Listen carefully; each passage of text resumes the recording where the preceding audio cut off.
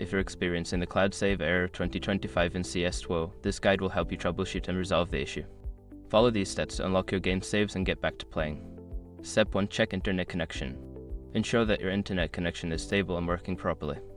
A weak or intermittent connection can cause issues with cloud saves. Step 2. Restart Steam. Close the Steam client completely and then reopen it. This can refresh the connection to the cloud servers and may resolve the error. Step 3. Verify game files. In the Steam library, right-click on CS2, select Properties, go to the Local Files tab and click on Verify Integrity of Game Files. This will check for any corrupted files and replace them.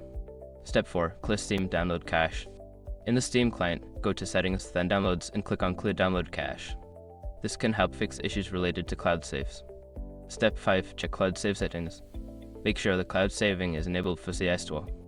In the Steam settings, go to Cloud and ensure that the option to enable Steam Cloud Synchronization is checked.